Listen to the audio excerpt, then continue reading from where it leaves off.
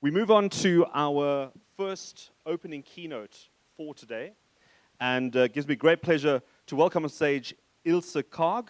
She's the Director for Future Production Industries, Department of Trade, Industry and Competition for the Republic of South Africa. She'll be talking about leveling up ICT technologies, the first step towards smart manufacturing. Please give her a big, warm South African round of applause as she makes her way on stage. Thank you very much, and thank you very much for the kind introduction. Honorable Program Director, esteemed guests, delegates, ladies and gentlemen, good morning to you. Let me start by extending my apologies on behalf of our Minister, Minister Patel. I'm delighted to attend this event today with you and open the discussions. In the past few centuries, industrial revolutions have been fundamentally altering the way humans apply and implement skills and technologies in labor.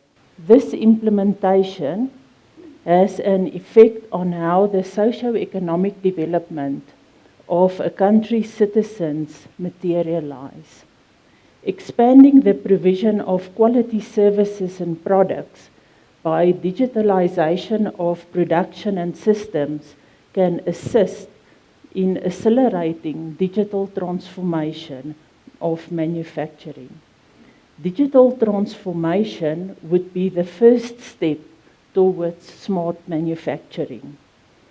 Better ICT services, skills and expertise are required in production environments to improve industrial networks, connectivity, and integration of business functions. The industrial internet is therefore a key enabler for industrial transformation. Future of production and advanced manufacturing systems require engagement and empowering of the workforce, scaling technology adoption and innovation, and manufacturing to strive for net zero emissions for future sustainability. I will expand on these three elements. As a result of 4IR and new technologies being introduced in the workplace, we need to address the digital divide of people in the post-school system. Upskilling and reskilling programs are required for people in employment and for the unemployed. This new industrial revolution requires that people be empowered with the relevant digital skills to be users, creators, and developers of information and knowledge. Government have already put in place a digital skills strategy and several youth and employment programs through the Digital Work Accelerator Initiative, a public-private partnership in South Africa. The changing division of labor between workers and machines is transforming the current job profiles, and it requires a very different skill set. And also for manufacturing in the near future, digital skills are required, which is an important component of South Africa's human resource capacity growth path. Innovative platforms, design and application of new technologies are important to promote digital manufacturing and the industrial internet.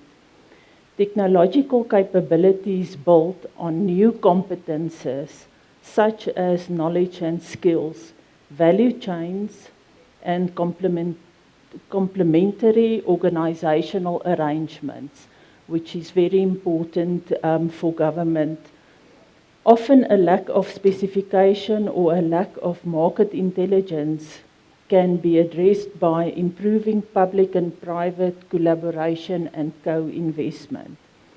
A range of international good practices exists on collaboration. These examples show how large firms and small firms across sectors, along with researchers, policymakers, and investors, are able to work together on product, process, business models, and regulatory frameworks to strengthen the manufacturing sector. According to Roy Amara, he said, and quote, "We tend to overestimate the effect of technology in the short run and underestimate the effect in the long run. Technological change remains an important and core part of industrial policy.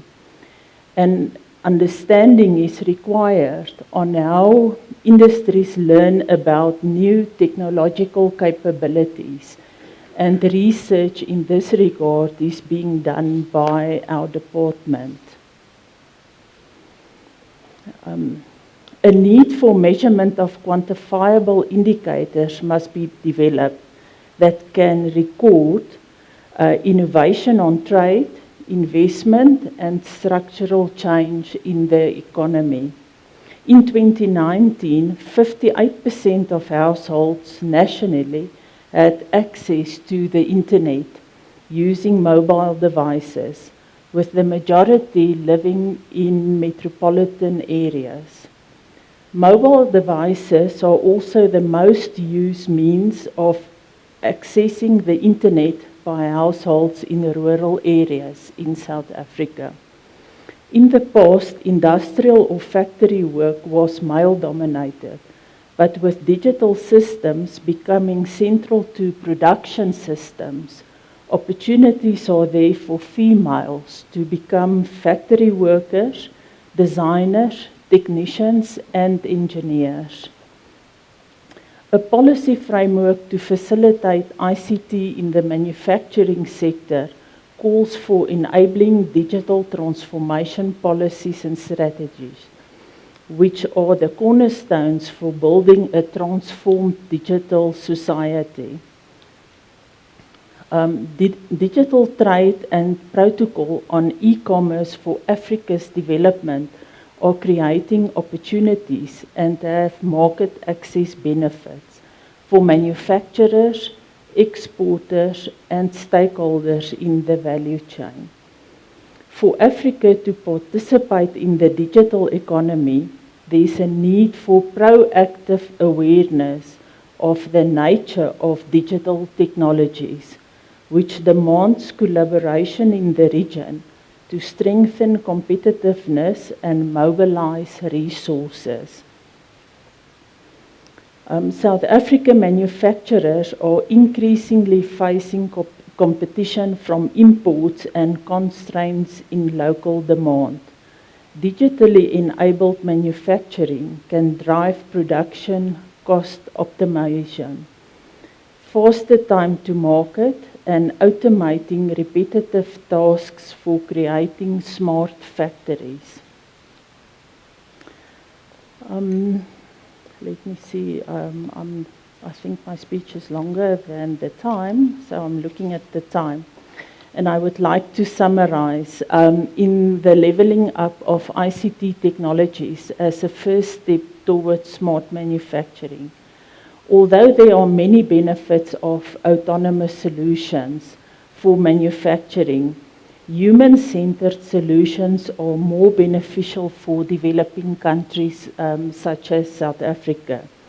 In many developing countries, technology is expected to create jobs. Human-centered automation can contribute towards inclusive industrialization, which we support as a policy position.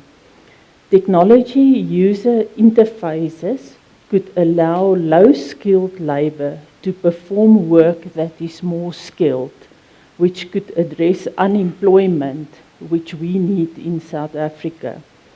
Digital transformation and inclusive economic growth would mean a well-educated workforce that have the necessary skills and knowledge to participate in the digital economy. In conclusion, in partnership with the ICT sector, additional economic opportunities could be created that could simultaneously improve livelihoods, reduce vulnerability, and empower targeted communities. We are looking forward to new partnerships in knowledge exchanges, fostering industrial policy cooperation, and building industrial network partners to advance the manufacturing sector in South Africa. I thank you.